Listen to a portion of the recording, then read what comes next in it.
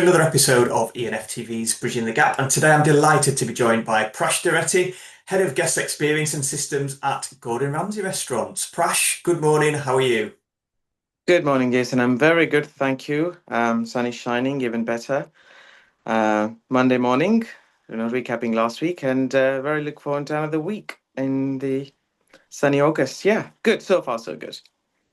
Thanks for jumping on Monday morning. It must be a busy time for most people, and I was keen to get this in before I go on holiday tomorrow, so I appreciate that. Thank you very much. So indeed, rightly said. It is sort of that bridging. It's between we'll get busy very soon, and that sort of using that time to actually recap and lots of and plan for the future. Next forthcoming months. Yeah, and how's the restaurant industry at the minute then? You're obviously working for Gordon Ramsay Restaurants. Tell us a little bit tell us a little bit about the company.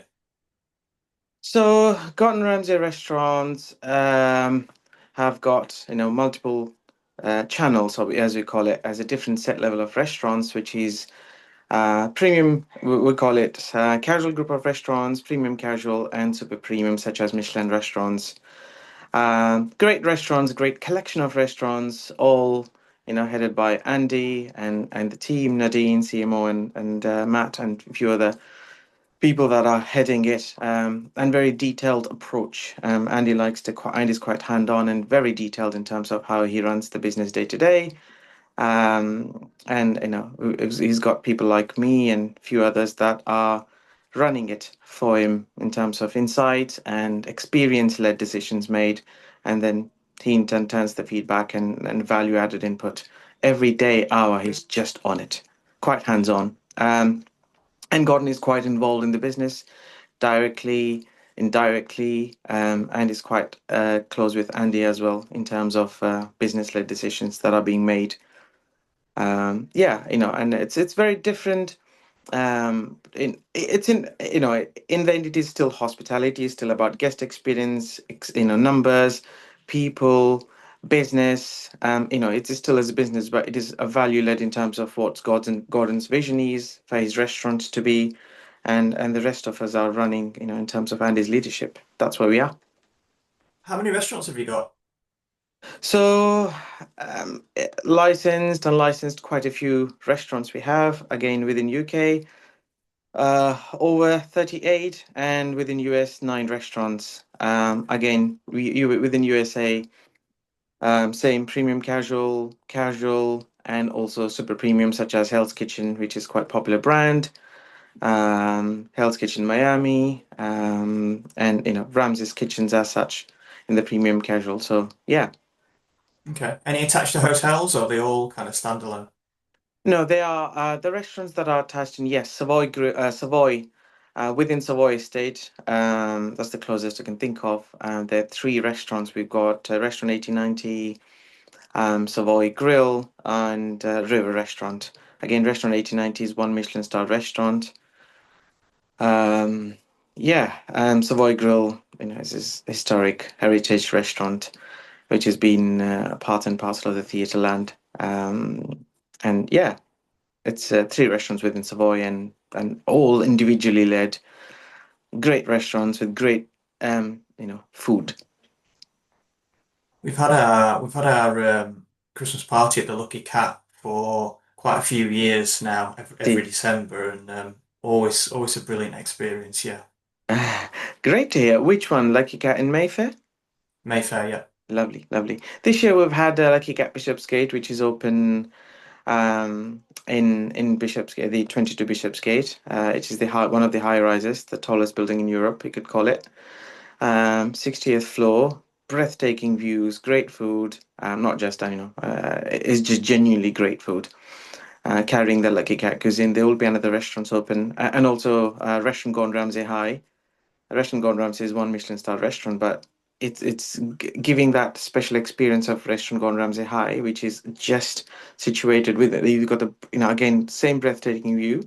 You'll be sitting on slightly elevated seating, only 12 seats, sort of kitchen table experience, served straight from the kitchen in front of the kitchen. You'll be facing the view, as well as only 12 seats, one seating a day at 7 o'clock, and that's it. Tuesday to Saturday, open 7 days. It's when you're thinking about food as an artwork and guest experience and amazing taste, amazing food, as well as views. That's the location that comes to me as. It's surprising how it's just as one seating and 7 o'clock and which is unlikely to all other fast-pacing restaurants. It is that makes Yeah, it even more exclusive, being Restaurant Gordon yeah. Ramsay and Restaurant Gordon Ramsay High. Sounds idyllic. Really exciting for you guys as well. So Yeah. that's it's a little bit about Gordon Ramsay restaurants. I'm sure everyone knows the man himself, so no introduction needed there. Mhm. Um, I just want to help the audience get to know Prash Doreti a little bit by five, and they are quick fire questions this morning. Sure. So yeah, let's start. Sweet or savory? Sweet generally, which is I try to control a lot, but generally my go-to is sweet, and that's the part I actually control because I like it a lot. Brilliant. Lunch or dinner? Lunch. Ah, okay, interesting. Would you prefer to give your time or give your money? Ooh. Um, Time. Okay. Walk or run? Uh, Actually walk. Okay. TV or radio? TV. Coast or country? Country. Yeah, country. Difficult one, that one, isn't it? Everyone loves It the is. coast, everyone It, loves the sea, it but is. country. However, with country, I feel like you've got wider range of time that you can actually relax. For example, if you do go to countryside, there's seasonalities. You can go any time of the year and actually you will see something.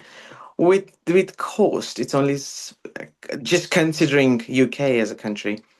It's very limited in terms of what we can do.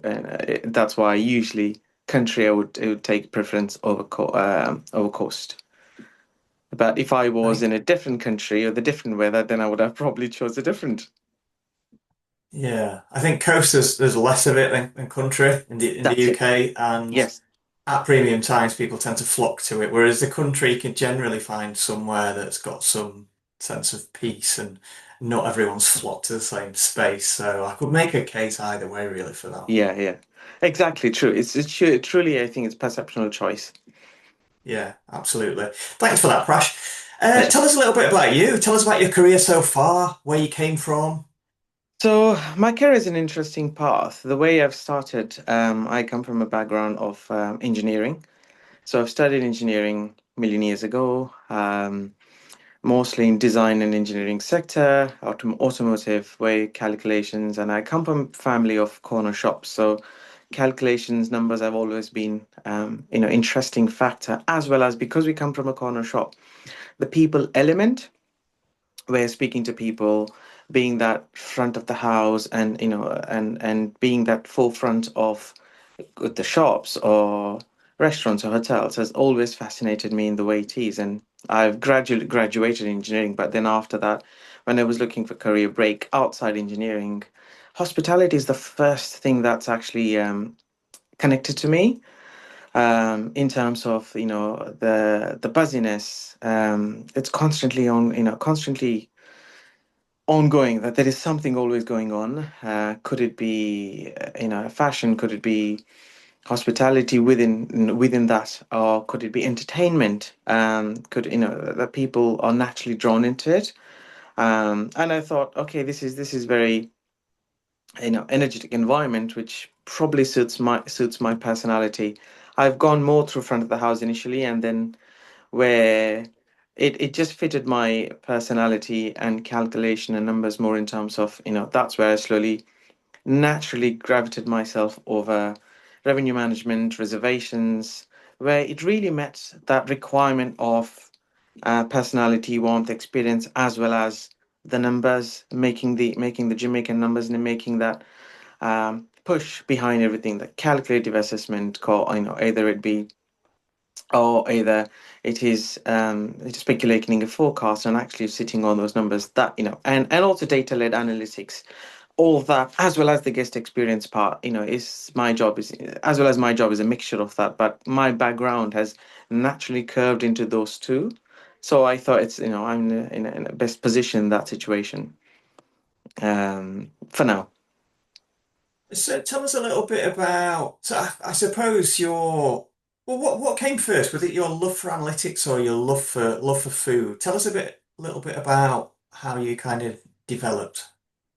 So coming from a culture where, when I say culture, I grew up in India most part of my the first few years of my life, whereby cultural in the food is very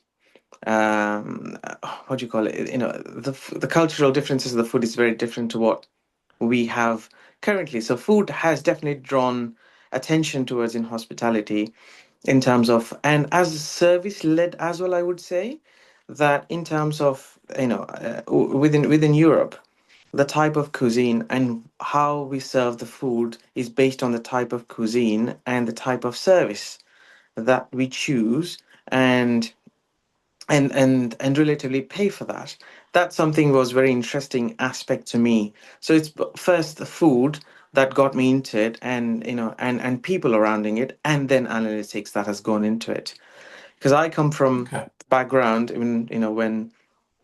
when all this started, there was not so much of analytics at this level that we what we have. Probably 1/10 when I set my foot in the business. Everything was relevant on old school hospitality, old school experience, and people trained people. There was no reports to be trained. There were some, but it could be lie if I say, but there were some, but very minimal in terms of what could be trained in terms of analytics. So that was also groundbreaking to actually learn the basics of the industry, of people, like when I refer to good old hospitality, and that's how, and then analytics follows by that. It is definitely people and food that makes it. The rest is analytics that follow. Even though Which is, core part of my job is analytics, but it's the ethos behind it, I believe. and talk us through that early part of your career to present day. So your love for analytics came potentially from that kind of engineering start in life, and would you say and grew from there? And how did that develop over your career so far? So when I was looking at, shifting myself into more hustle and bustle kind of environment, I thought, okay, this is where people and food is. That's how I got into it.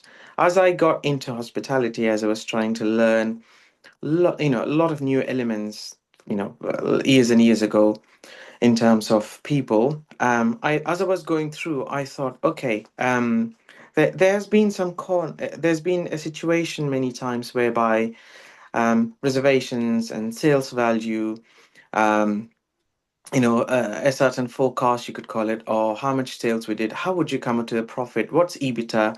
All this actually has been a fascinating thing to learn from me. So, but you can't just sit and learn. No one actually shows you around in the early days to actually make you sit and learn. So the first thing that interested me as I got into hospitality is, once I learned the basics. Okay, now I understand what the basics, the 360-degree view of once the guest enters and leaves the building. There's so much that happens. A theater, pretty much, from the welcoming to the guest and goodbye to the guest. There's so much that happens. But what actually happens behind these numbers? And because my experience slowly led myself into reservations, especially from the days of gauchos, whereby there was nothing. There's all was built on Excel. All was built on everything was built. The inventory management was built on Excel. Everything was up in the air, but used in less of inventory management, more of the system led. I thought, okay, this is fascinating how we transpire a restaurant to do, okay, I would like this restaurant to do today. We've got 100 covers. You'd expect the restaurant to do 250 covers. But I was like, how? Coming from a background of corner shops as well, slightly more, and calculative engineering, whereby how did someone derive that this is the right figure? Why 250? Why not 300 if there's a demand? Or how can we do 100 but actually do so much of a revenue in such certain days? And that interest and inquisitiveness got me into. And there were days that, one of the restaurants we did, the Gaucho particularly, they used to do 1,000 covers. I was like, how did you do 1,000 covers with a, and obviously there, it was a 190 cover seated restaurant, and that was possible. I think we went up to 240 at some point. So how did we do that? And sit there and actually try and calculate number by number, highlighting. Before that, it was pretty much highlighting. If I look at old school maitre d', it was pink, green, highlighted. The same old school calculation, but oh, this guest has gone. Okay, pink is these are the tables we need in the next half an hour. That ethics is well like, oh, so you've calculated this, now how can I calculate this on a paper? So that got me into it in terms of, oh, so there's an opportunity here, and how can I push more? So the guests are happy to wait. Okay, no problem. And then it's that appreciation from the guests when someone walks in, sorry, I don't have a table, can you sort me something? And knowing that that restaurant is full, and knowing that I've got a backup of a good restaurant manager that said we need to do this much covers, and also have guest experience. You know what? Actually, let's do this today. And I would quote the guest a waiting time. Let's 15 minutes, 20 minutes, and it worked well. And that's like, oh, so if I didn't do this, what would have happened? If I did this, we got here, and that got interest in everyone in every restaurant, and that how I expanded myself to head office, run reservations, yield, trained reception managers, bookmasters, maximize, build the book right from scratch, and actually sort of make and broke, made and making and breaking as well to some point, whereby I overbooked the restaurant so much that actually everyone hated me in the restaurant, but everyone loved me in terms of the management. But then I took it to that level that okay, this is what we can go up till. This is what if we go up till here, the guest experience is a challenge. This if we go up till here, we can manage this. And that's understanding that buffer has actually come from experience. And that's what I can take and to come to for anyone else to join new and actually reach that. I don't think there's a case in our there's a similar case. Like I've been fortunate, my in my career path to expose myself to that journey. You've In mentioned, sorry, go on. No, no. So that especially coming from sort of almost 10% of the systems that we have and 10% of the softwares and systems and engineering sector that we have, more in terms of AI led, or what I call it is, API led is what we have now. We didn't have back then. It was all piece of Excel, piece of knowledge sharing and pushing and learning from each other. Yeah. I think you've mentioned revenue management, and obviously the early part of your career was you were working in revenue management.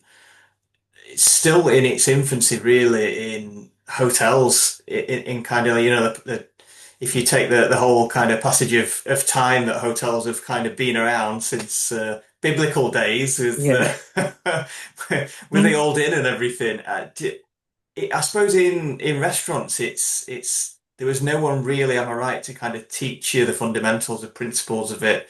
The tech wasn't really there to back that up. So you were kind of fairly self-taught in what you did in the early days in terms of revenue management within restaurants. Correct. And I'm glad that you brought it up because it was not very common in in restaurants at all. It was common in hospital in hotels of hospitality and actually aviation industry as well. In a different way, but it was there. Coming and it was not an individual work, and although I enjoy that fruitful the fruits of it. The smaller steps has been drawn by the managers I worked with at the restaurants who had who had this visibility over, okay, if we can do this at smaller restaurants, how can we not expand and make it bigger? My previous managing directors or restaurant directors that I worked with, let's expand this, and that's how within the restaurants I worked with, it's sort of expanded and my first role like that actually ever existed, to the knowledge I knew, was at Gauchos. And I think 2012 was sort of first revenue-led decisions I made. Even though the similar exercise I've done in individual restaurant level in 2010 and 2011, at the group wide head office led was at head office in 2012, whereby, okay, there's a huge opportunity here. What we did for one restaurant or two restaurants, there's huge opportunity across, all restaurants. Why don't we do that? There's at head office level, create that workforce, create that understanding and, numbers, and actually have follow a path, but follow in line with guest satisfaction so that numbers would make sense. And and end of the day, it is still we'll still the core ethos of is we still need to be welcoming guests, we still need to be serving them, we still need to be making sure they're enjoying the experience. With three values, with guest experience at centric, the rest of the number game is, it's all about that. That's why I keep coming to that. That it's really the ethos. But then to answer your question, it was groundbreaking in those days that this concept never existed, to my Yeah. knowledge, in restaurants at all. And I feel proud to be part of that. Maybe someone has thought about that, but to my knowledge, within there was nothing. If eventually, as the time grew by, I've seen other groups definitely have inculcated that into their journey. Perhaps they had the same idea. Perhaps they had, the booking systems we use. The restaurant that we work with. I've worked with many booking systems, and OpenTable being the most. The account managers have actually come to notice, okay, there's a huge opportunity here. Why don't we do this? Why don't we support this knowledge base to other restaurant bigger groups? And I've seen a lot of other groups come into it and following the same path in a similar pattern. And now some restaurants either outsource it, some restaurants can afford to have someone in house and actually go through this. Talk us through the evolution of tech. You mentioned highlighters, Excel. How does that compare to where we are now? Oh my goodness, Jason, I could say it was 10% to what it is 90% now. I'll probably say 80% now. There's always room for growth, the next 20% in what, and this 20% is exponential growth. So, in terms of what we used to use in the systems, I think this is more server based without going too much into technology and all that. It was mostly server based technology. Cloud management was in position, but not a lot of systems, not a lot of computing and software systems have been migrated from server based to cloud based, and that has been the key. So since that, I think 2013, 2014 has been a huge cloud migration from server based to API led cloud management, and that has opened a new sense of things whereby reporting could be done at a quicker length. Before that, it was all dump reporting. So these reporting of Excel reports needed to be dumped somewhere else into folders, and someone from finance used to pick them up and then populate it across at a certain time. So it involved two and three different port level of data matching, data porting. But now most of the time is real time. We used to crave for real time data reporting in those days, and that has evolved a lot. In terms of real time reporting, in terms of forecasting, the systems that now we in the current world we're talking about even AI. It would be a guilty pleasure of just literally chatting, searching something on ChatGPT and Poly AI into actually a lot of companies actually coming forward and actually using that. We use Poly AI at the moment, both US and UK, to lead to take the calls, and it contains about more than 50% of the calls at this stage. And I know majority of that. I've been speaking to a few more people in the industry that I worked with previously, and a few others that are very much keen to have this, use this AI. And it's both.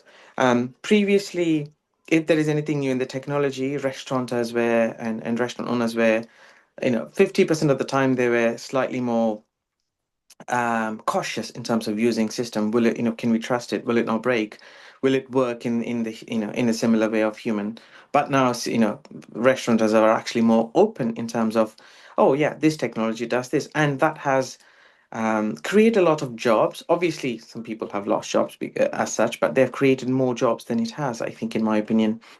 As such, a lot of new startups have come up, taking the data that is available publicly in the market and making themselves out of it an opportunity out of it for them to sell it to other companies and provide a provision for them, as well as giving the data. And we could try in the current market. There is more data-led decisions being made than gut-led decisions. That what was the case previously, whereby if you did something, the data is there to tell you that if it's a right or wrong decision based on if the strategy worked or not. And 70 to 80% of the time it works and it tells us correct information, provided we have the correct data. Yeah. And I think that's the huge impact on hospitality, and I don't see it stopping. And my belief, and I quoted 20%, that the gap is it's going to be exponential. It requires is someone to invent something, and the next one after that, in the next progression after that, they is going to be quicker than what it used to be. So you've talked a lot about back of house there and how there's been a bit of a revolution in the time that you've been in the industry. What about kind of customer facing front end tech? You mentioned Open Table, which certainly 20 years ago was not heard of. How's that kind of evolved and how's it impacted upon guest experience? Great, actually, I'm glad that you brought it up. Open Table and few other systems have actually come forward, and a great invention that they have done in terms of new technology as well. More around the two fascinating ones that I enjoy most in terms of the guest experience is it's the data of public data information. For example, if Jason is dining, if Prash is dining in the restaurants, and they have never booked this restaurant, and if any of the public profile is available, it will match that profile either to LinkedIn or any of the guest information. And within the GDPR guidelines, of course, this what that means is when I go to the restaurant, for example, if an MD of a financial firm is coming in to entertain the clients, or and it's just understand not just any profile, could be a social profile, could be Instagram, could be Twitter in back those days, could be LinkedIn profile, Facebook profile, anything that gives an understanding of the type of guest I feel that you can cater to their best needs in the current environment, and that guest insight is really valuable in terms of if a guest is dining first time or returning.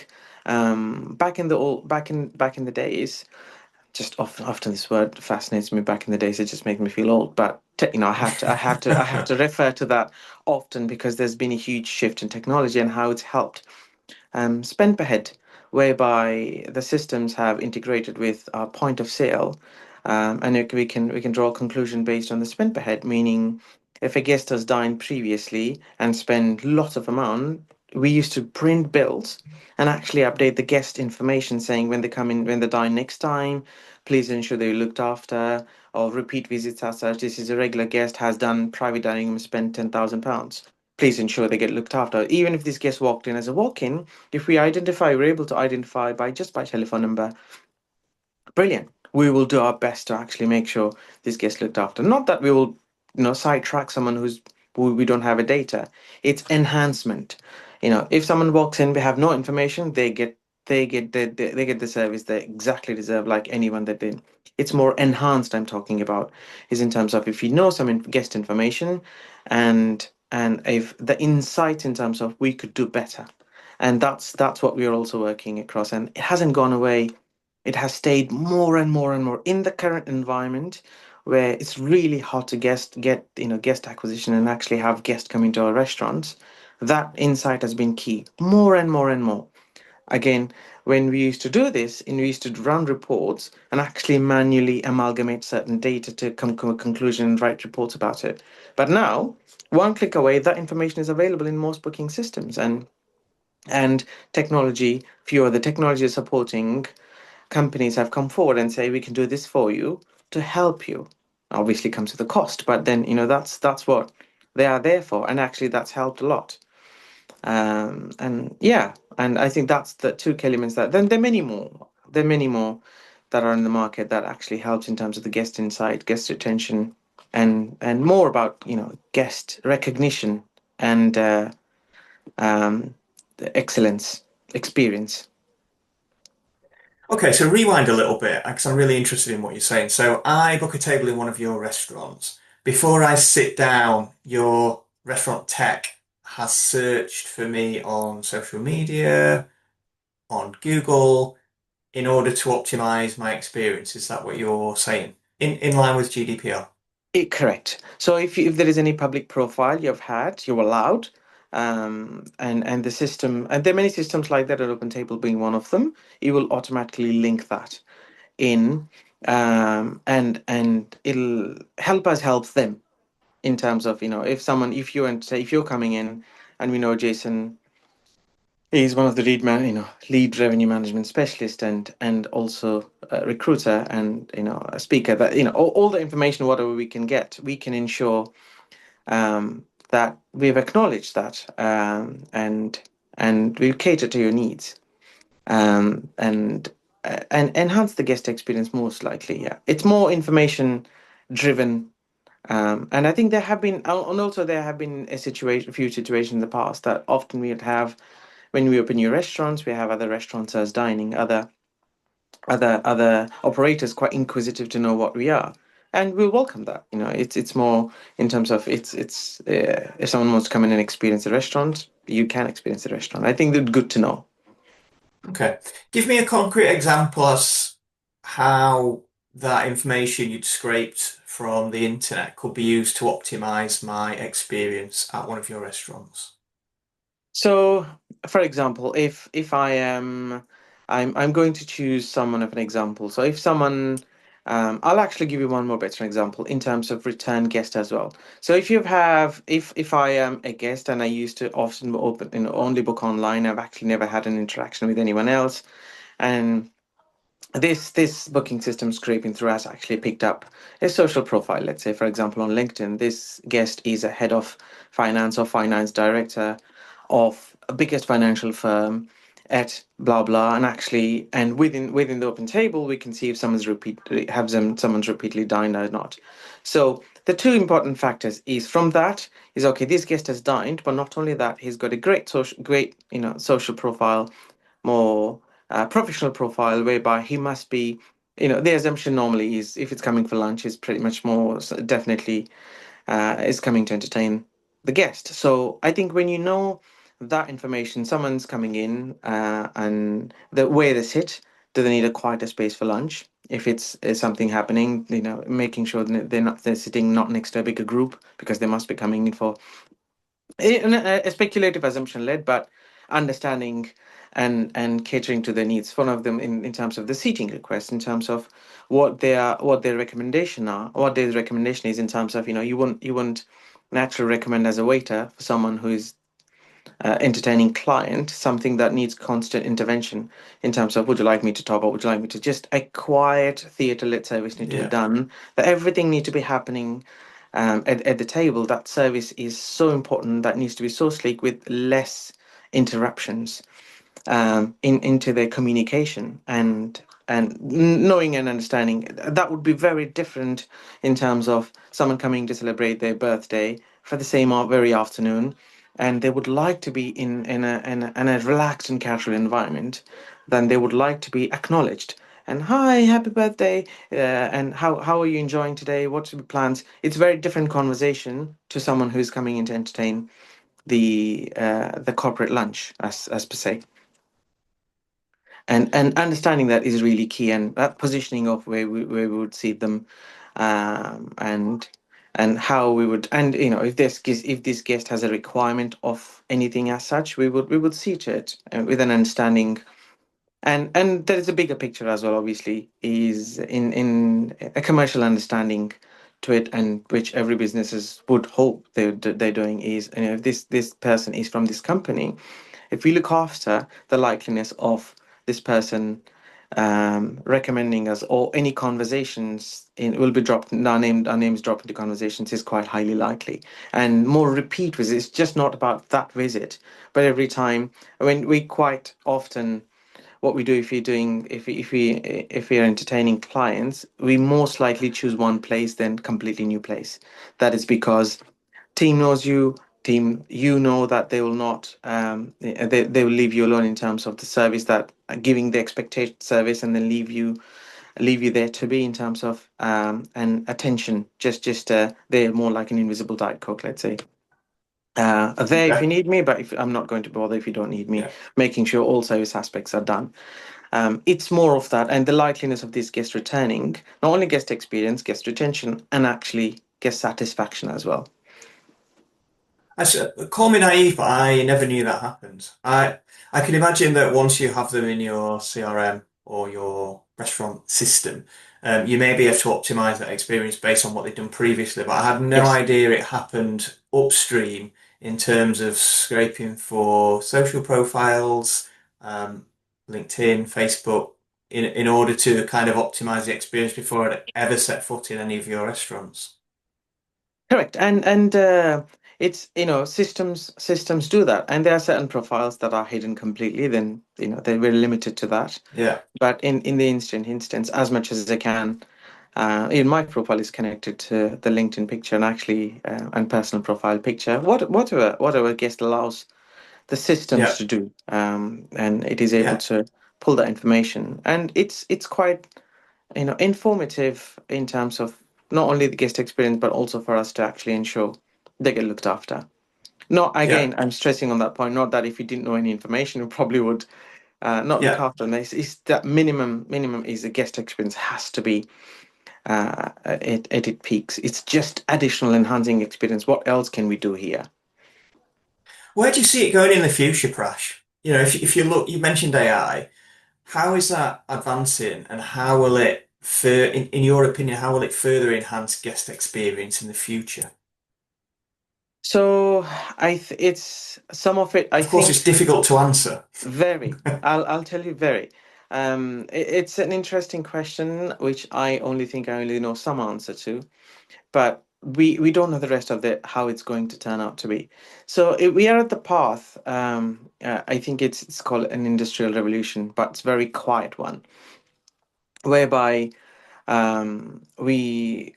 we only think. So I think currently we are at investigative. Most big companies, most tech companies don't know how the retail sector will be opening up to, and how we will be heading up. So at the moment, I know a lot of people are doing gatherings and seminars and collective information forums, focus groups, dinner-led Yeah, discussions, in order to accumulate and gather the information and actually have a case scenario examples and educate the wider group that they are not using currently.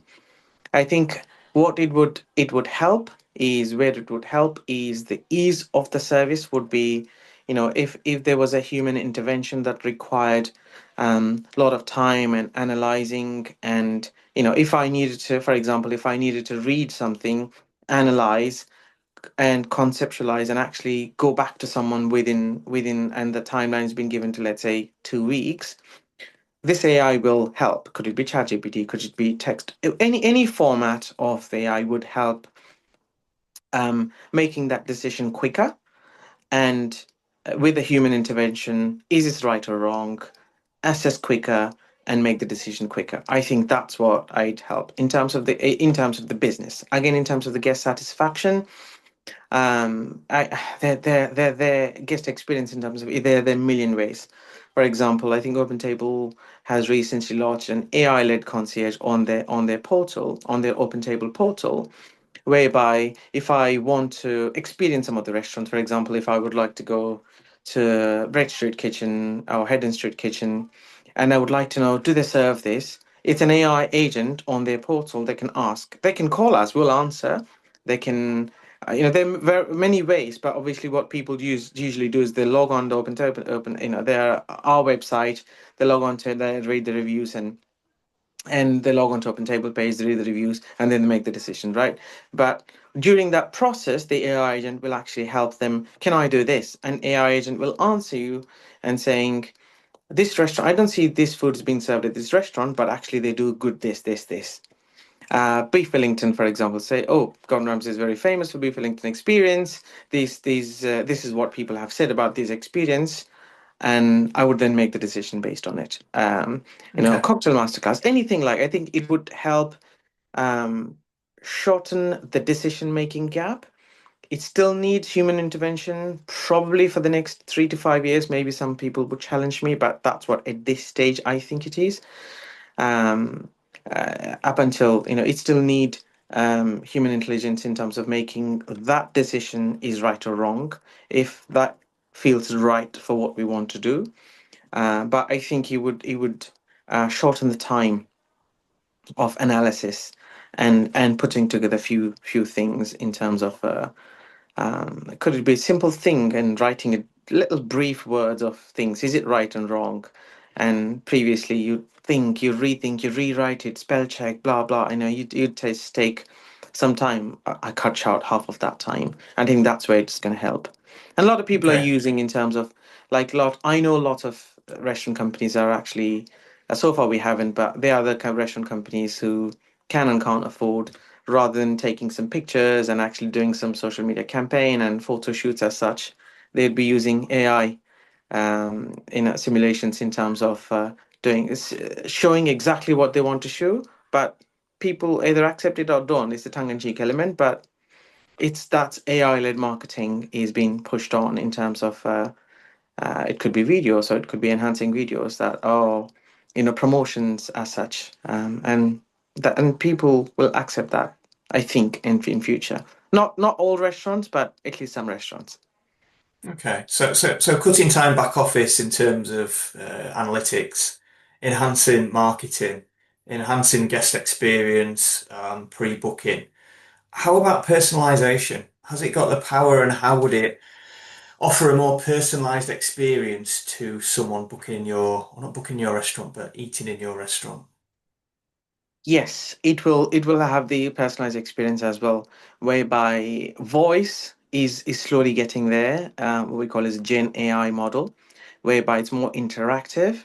It can acknowledge what you're saying. That's what it is. Yeah, I mean, probably in the next level, in the next few years, it'll start communicating like you would communicate. Alexa, switch on the lights kind of thing, or Yeah. and it'll be communicating. And individually, I think the bandwidth is as such that at the moment, most of the guest experience is reliant on some part of the guest experience still reliant on people, right? But the technology will allow compartmentalizing that, whereby it is done swiftly, but each agent is then trained on information. Let, for example, if I'm saying birthday, that'll be plugged into the birthday agent that can actually list you. Oh, you're coming for a birthday. Would you like to do this? Actually, Yeah. why don't you try this? That sort of. But without being as subtle, sublime, but subtle, being like an experience is available if you wish to, but not rubbing in people's face. You know what I mean? Yeah. Trying to do too much of an Yeah. upsell where it's off-putting for people sometimes, and understanding that line and more working around guest experience, swiftness, and actually tailor-made guest experience. For example, would you like if you're coming early, if you got some time, I would suggest cocktail masterclass where you're doing that at this time. Oh, actually, what is that? Interesting. That sort of an experience-led decision, not just naturally an upsell, but it's more about an experience-led if the guests prefer to use it. Brilliant. I can't wait to see Mhm. how that kind of expands over the next 5 or 10 years. It's certainly very exciting. To students wanting to, I suppose, emulate you, you've obviously forged a very successful career in restaurant systems and revenue management. Someone graduating this September, how would they go about pursuing a career doing what you do? Very good question, Jason. I often wonder how it's going to look like. I think three things. One is understanding the core hospitality and accepting, there is a bit of hard work around it. Yeah, And exposing to guess often there are people who don't want to talk to people, and you have to break that. So understanding core hospitality will give you that speaking to people, and it could be even if it could be working, 1 week in reception, 1 week in kitchen, 1 week in here, and actually experience as much as possible in the entry level before accepting any other job, so that you know what every job has done something, even though anyone who's finished hospitality management, it's part of their courses anyway, they're Yeah. covering, but explore a bit more further outside the curriculum management. And second thing is actually have an open eye, openness about AI, in terms of maybe do some short courses, how it will, because we no one knows how it will make a difference. And I know a lot of companies are actually having AI interns. They're going to universities who are doing AI internships, and actually having taken people on their board in their company to actually work on these projects and actually design something, but no one knows how it's going to look like. So an openness to technology, and exposing themselves to AI-led systems, anything, a system-led education is really key, for it, because it could come in various forms, not necessarily from the house, back end system analytics, front of the house. It could be someone, if previously, if the guest has been welcomed, maybe who knows, a robot will welcome, and facial recognition will recognize that guest, and the doors will open automatically, and they'll be led to that seated, and then the server will greet you. Who knows? But I think that openness is really key. But all this comes to the core hospitality. What's never going to go away, hopefully not, as long as people are alive, is people welcoming. Treat the guests like they be treated at your home. And as that core, so understanding the core hospitality, understanding people and the levels and the basics of hospitality, and then you can excel into the fields that you could work with. And if you understand the basics, then the hard work is respected, because sometimes it does, when you work on the floor, when you work in the front of the house, or anywhere within, you work longer hours, and you have to put a smile on the face, and but you have to like that. If Yeah. if you don't like, Yeah. there's no way someone can do that if you don't like that. You certainly echo what other people that have been on the show, um, Carmen Mello, for instance, always came back in our discussion as you have to the heart of hospitality, which is a will to serve, a want to create memorable experiences before even talking about analytics. And I think that's kind of sage advice. You've got to have almost a heart of hospitality before kind of going anywhere else. That's got to be the foundation, the fundamental, hasn't it, to a career in hospitality, whether that's front desk, front office, or whether that's kind of like in analytics. I think that's so kind of key. I want to ask Right. you one final difficult question before I let you get Please. back to work. Sure. How, in a world, talking specifically about hospitality analytics, hotels, restaurants, how do they how can they possibly attract the best analytical talent in a world where banking and almost any other industry pays more for analytical professionals than does hospitality? How can we attract the best talent in terms of analytics? I think going back, if someone's coming in to the business to use the analytical experience, I feel that, again, going back on that core of hospitality, for example, the understanding of hospitality and connection with what they're doing is really key. In terms of financial statistics, and financial environment where analytics are more key.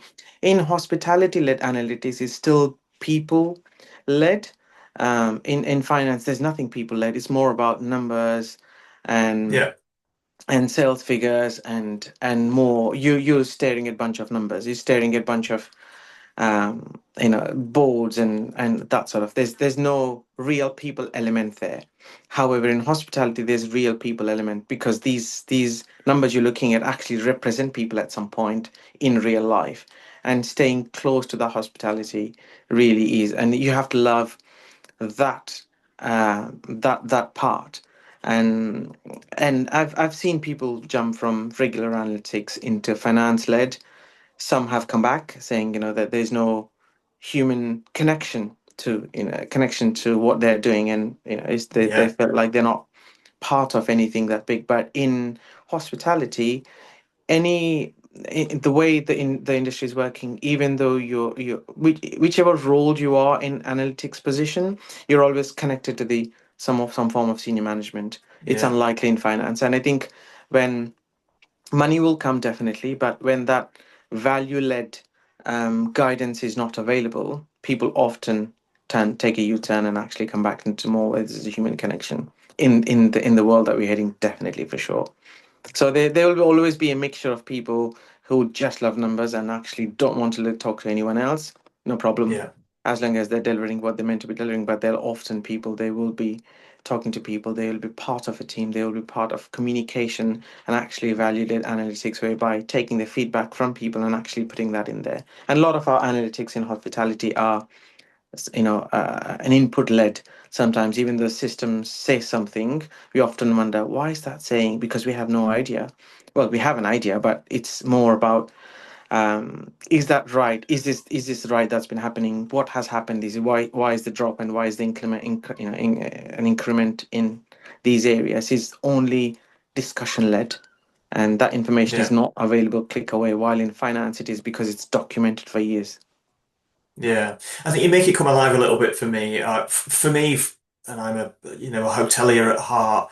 I think far more exciting to be calculating a profit margin on a beef Wellington, to quote what you said earlier, than some abstract concept that you don't really understand, but you're just a small cog in a massive wheel, and you're just dealing with the data. That kind Yeah, of connection to hospitality, to the hotel, to the restaurant, to love for travel and a heart of a hotelier, I think, is kind of, yeah, is far more exciting to me than analysing anything else. correct. Prash, Yeah. I better let you go. You're a busy man. You've given up an hour of your time today. I've really enjoyed you bringing the subject of revenue management systems, restaurant systems, to the great and good. We have lots of people watching the show, from students to senior commercial leaders. So yeah, and I'm sure this the subject matter and the way that you've kind of articulated it will be of interest to them, definitely. Anyone wanting to get in touch with you could do so on LinkedIn, maybe. Yes, thank you. And thank you very much for giving this opportunity for me to and inviting me on the show here. Thank you so much, Jason, for your time as well. Thank you. And that's all we've got time for this week. Like and share the show because it helps us attract really cool guests like Prash, Doreti,